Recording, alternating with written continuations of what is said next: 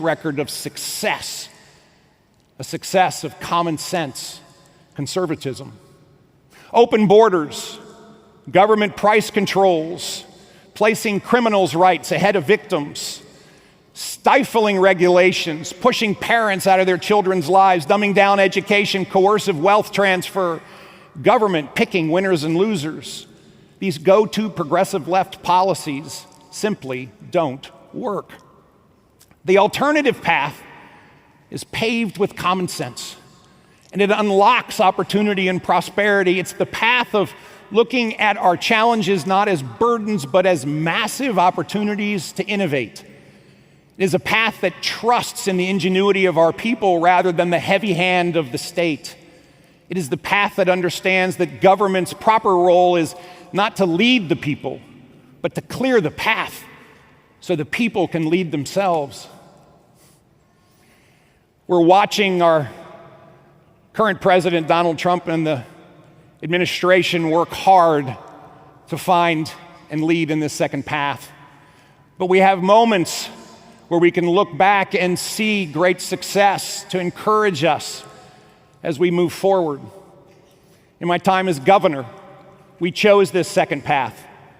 We focused on putting the people back in the driver's seat. We didn't do it through more government, we did it by clearing the way. We made Virginia a top-tier state for business by cutting red tape that was crushing the little guy, creating jobs and opportunity, embracing the inherent dignity of work, and strengthening the fabrics of our community. We empowered parents in our schools, restored expectations of excellence, because we know that the one-size-fits-all education model does not work. We fostered career and technical education, funded skills training so that we could bridge the gap between a high school diploma and a high-paying career. We embraced all of the above in an energy plan because strong, secure, affordable energy is the future, and it is the bedrock of a thriving economy. We upheld the rule of law, backing law enforcement and supporting victims. And we did it by respecting the taxpayer.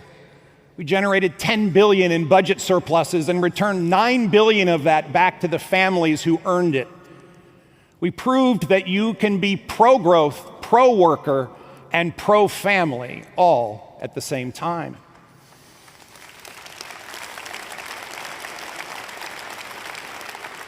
So as we gather here in London, it is impossible not to reflect on our shared past and the requirement that we have a shared future. Historic relationships forged in the fires of the 20th century, but we must recognize that our shared future, one that relies on our continued commitment to the world's most potent force for liberty and freedom, rests. It rests in building our Judeo-Christian values. It rests in embracing the founding principles of liberty and freedom that are written in those life words of Thomas Jefferson's. Human prosperity must be safeguarded, and ultimately, it is this path we all must pursue. We must move together to ensure that the next era of history is defined by the ingenuity of free people. We must recognize that the future is not written in government offices. It is written in the workshops and the laboratories of a free society. It is built by a workforce that is not afraid of the future, but one that is trained and certified and ready to master it. We must ensure that our children are not taught to loathe freedom and liberty, but rather to embrace and pursue individual responsibility to chart their own destiny. We must unlock economic opportunity by fostering competitiveness and innovation. We must recommit ourselves to the Judeo-Christian value that there is absolute truth.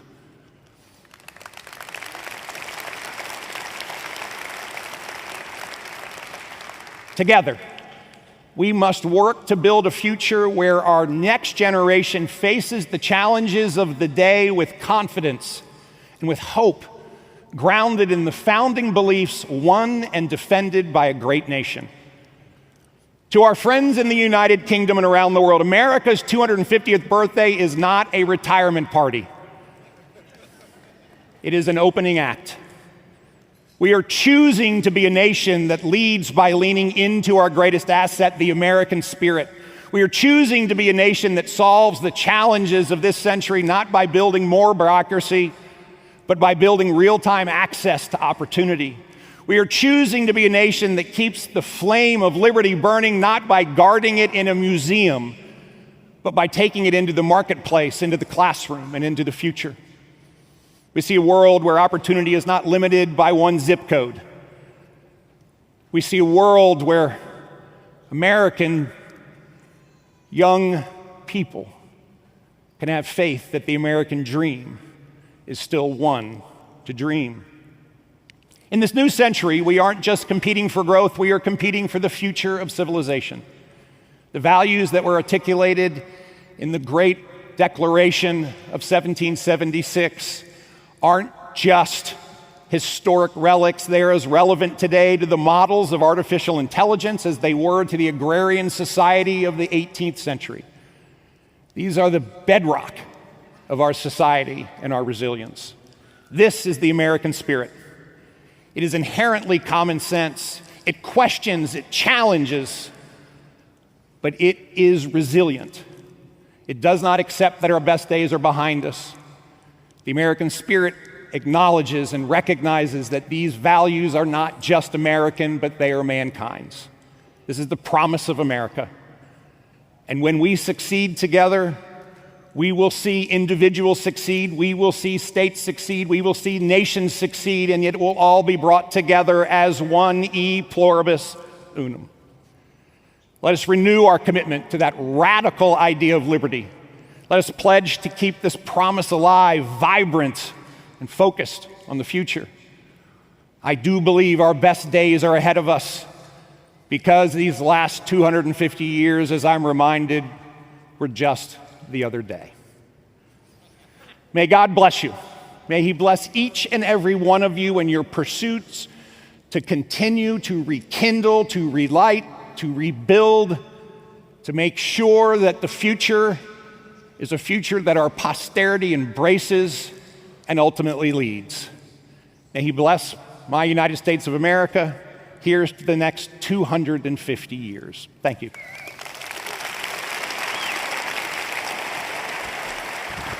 Wow. Thank you.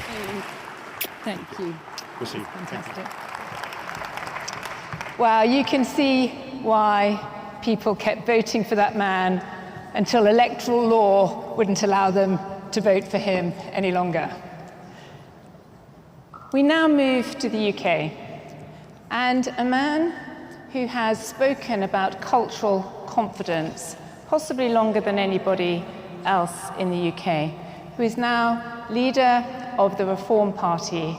I would like to welcome, in conversation with me, leader of the Reform Party, Nigel Farage.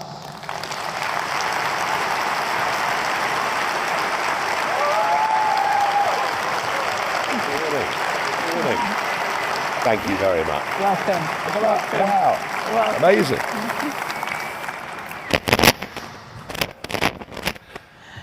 Nigel, welcome to ARC. You were here last year as well. We are so grateful for you coming back this year. You have spoken about the importance of this cultural moment, of this civilizational moment. Why do you think we need to defend Western civilization today? Good morning, everybody. I'm amazed to see so many people here. Don't you know there's a red warning? We're in the red zone. The schools have all closed. No one's going to work. There's a danger to life. I'm astonished you're all here. The ARC crowd of a resilient bunch of people. Of course they are. I think that what we developed in Western civilization, the basis of which, of course, is Judeo-Christian culture. That's undeniable at every level.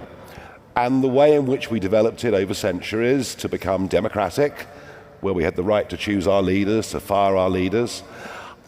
I think in terms of the life of ordinary people has produced the best civilization that humanity has managed in the 2 million years it's been around. And it seems to me that's something worth fighting for and worth defending. And the extent to which Western leaders over the last few decades have lost sight of this, almost don't care. I mean, it was interesting, wasn't it? It was Alistair Campbell in the late 90s. We don't do God. Yeah? We don't do God. And the promotion of every other culture and every other religion to kids at school. Yeah. But no fundamental teaching of what we are and why what we've created has really been so wonderful. So yeah, no, I think we're in real danger.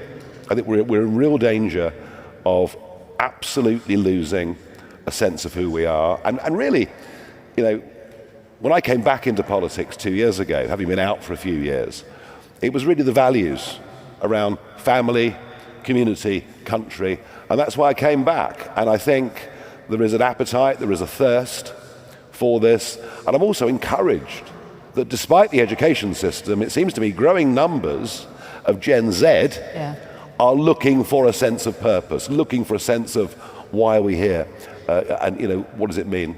And can I just pick you up on that family and community? So here in the UK, we've obviously had, the murder of Henry Novak, and then the riotings in Belfast as well. Can you just talk us through, in your mind, what is required to re-establish a sense of togetherness, of social cohesion once again? Well, we're living in two-tier Britain. We've got two-tier policing, we've got two-tier justice, and we've had two-tier care, but not for very much longer. Just look at Hampshire and the Isle of Wight. This incident, this appalling incident happened in Southampton. Just look at the Hampshire and Isle of Wight race action plan put in place, whereby the most serious thing a police officer can be told is that somebody has committed an act of racial abuse, whether it's true or not. And if the officer doesn't take that accusation seriously, they will be suspended immediately. So we're not policing each group with colour blindness. We're not treating everybody the same. And the police chiefs themselves admit we now police different communities and different groups in different ways. This is a road to disaster. And what would you be doing to address that and to change that? I would say that we have to treat everybody exactly the same, whether you're a police officer on the street, whether you're a university admissions secretary, everybody must be treated the same. We have to get back to some sense that we're a meritocracy, because if we don't, the level of division, and you saw those, you mentioned the riots, but if that sense of division grows deeper, we're headed for very, very troubled times. Yeah. And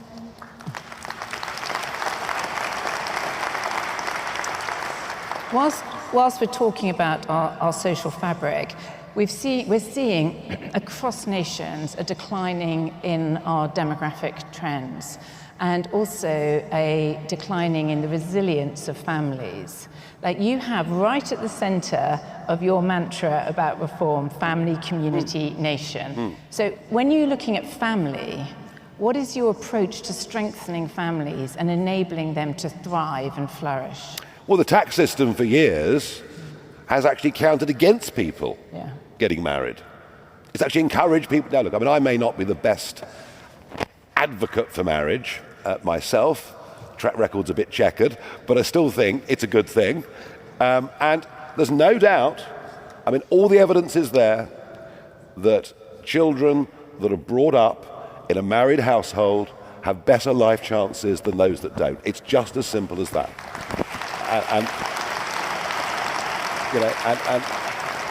So the tax system has penalised people getting married. So I think there are incentives, there are things that can be done. And I also think, I've struggled with this politically myself this year, but I actually think that working couples who've got young families need some help, some incentive through the tax system to make their lives a little bit easier. And I really do.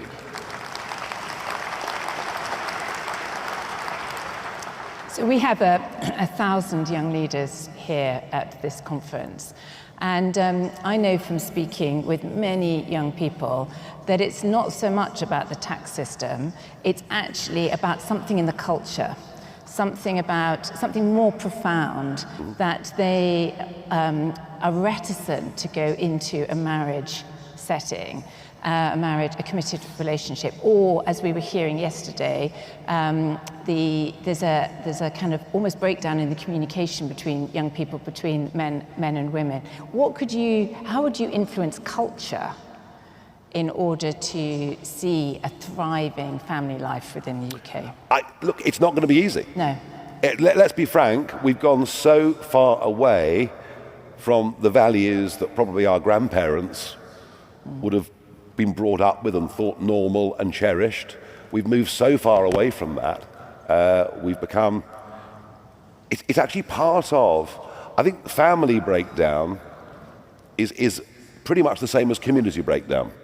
You know, when people live together in communities and they all speak the same language and they all have something in common and they all know their neighbours' Christian names and they take part in community events, you know, when that starts to break down, what happens? People become individualized, they become more selfish, they don't know the names of the next door neighbours, and I think downstream of that, a similar thing has happened within families. And I'm not pretending that government on its own can wave a magic wand, because it can't, but we can at least start to make the argument that living in a family, living in a genuine sense of community is a better way of life. Yeah.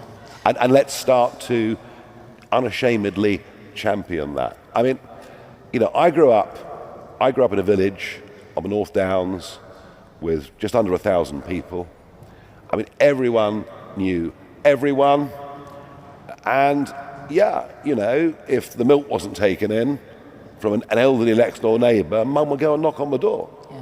People looked out for each other, you know, and the church and the shop and the pub. This is where everybody met, and you know what? I look back on that; it was a great way to live. Yeah, and if we move from thinking about social coherence and family to thinking about an economy that enables our young people to thrive and to flourish, obviously we've had stagnant productivity in this country for years. And I'm beginning to see the United States reindustrializing. What would be your strategy for manufacturing, productivity, reindustrializing the UK? Energy.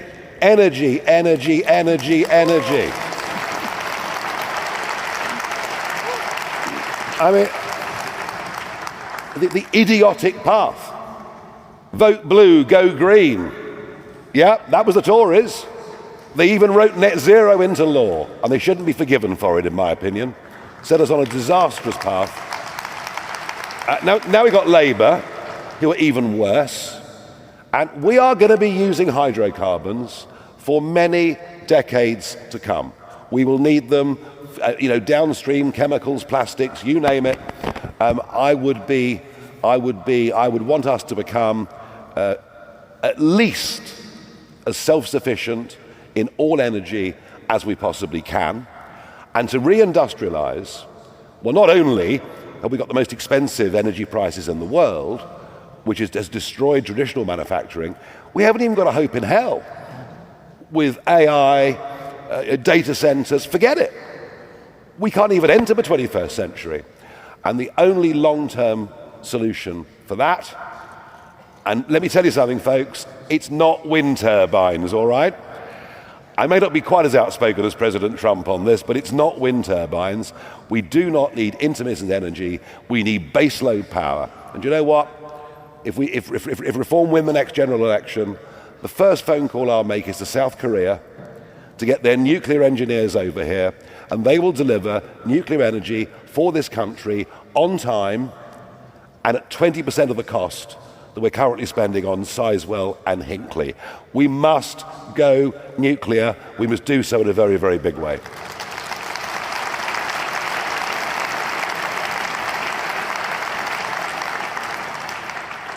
So that would be the strategy Yep. for manufacturing and reindustrializing.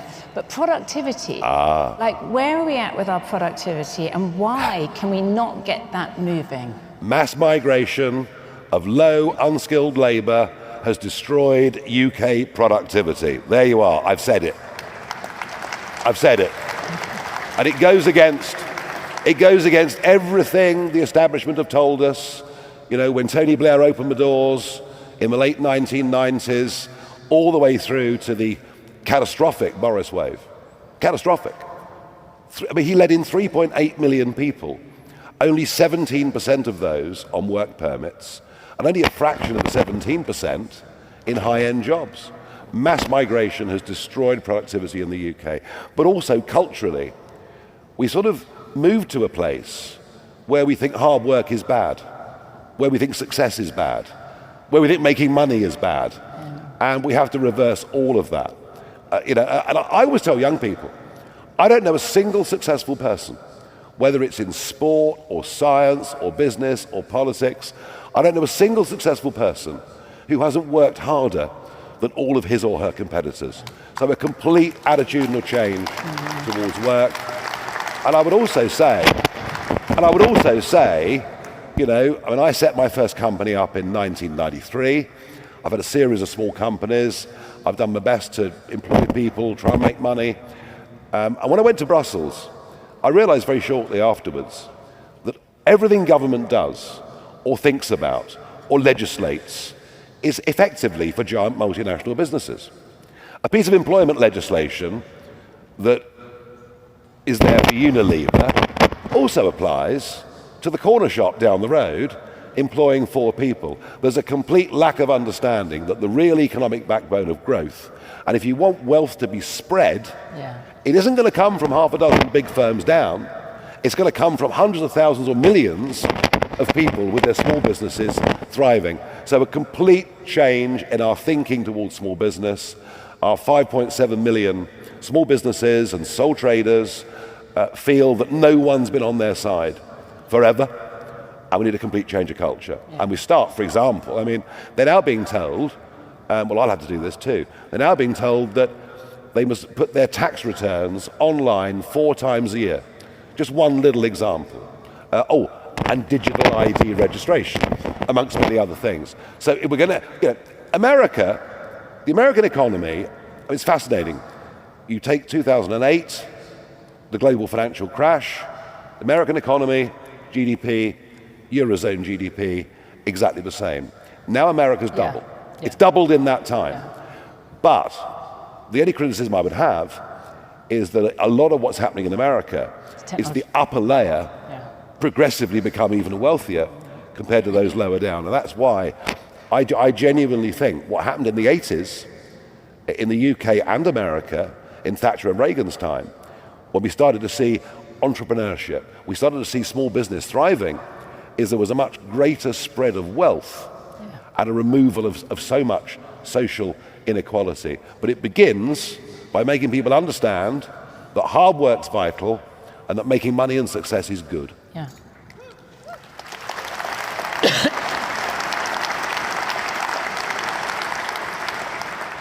Nigel, as we come into land, I just want to ask you one question about what is happening culturally again in our nations across the West.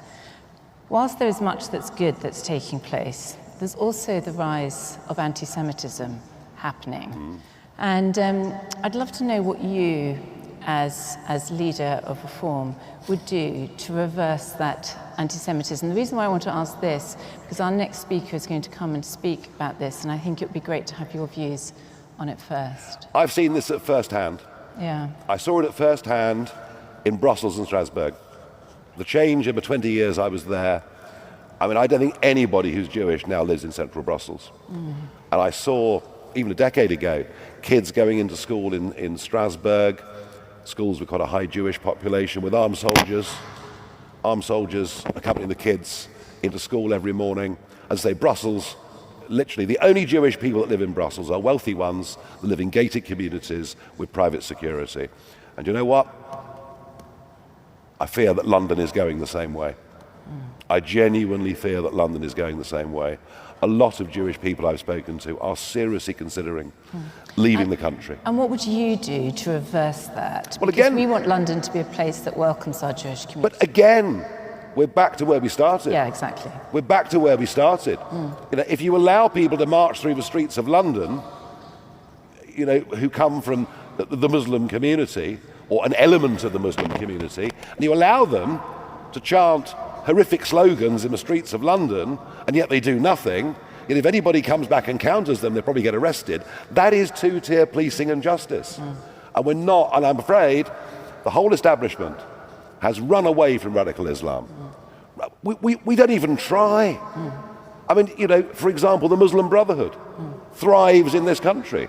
It's the main spreader of hate and extremism in Britain today, yet it has offices all over the country.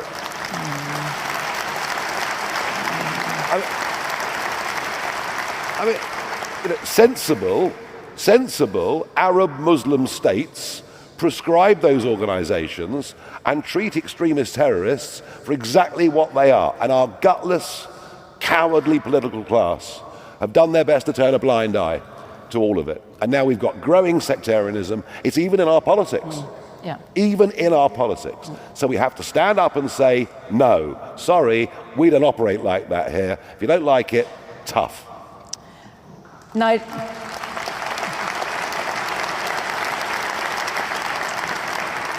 Nigel Farage, I want to say a huge thank you to you for taking time out of your incredibly busy day at the moment and coming to join us at the ARC conference. Can we say a huge thank you to Nigel Farage, leader of Reform?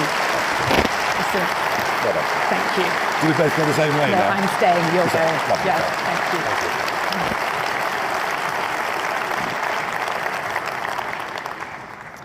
We shift now from looking at the panoramic and the policy prescriptions to something much more personal. As I alluded to at the end of that interview with Nigel, we wanted to take a moment to look at how one person's courage can change the trajectory of people's lives for a generation. I'd like to welcome in a moment to the stage Rick Eckstein, who is going to talk about his family story. And that is going to be followed by something very special. One of the things we're trying to do this year is actually elevate some of our young leaders onto the stage as well. And there's a young woman who studied music, classical music, at Juilliard, and she was pretty horrified with what she found there. But instead of complaining about it, she created a solution to it. She created the beautiful musical ensemble Exalt. So we're going to be going from Rick Eckstein to Bethlehem Hagdu and her beautiful ensemble Exalt.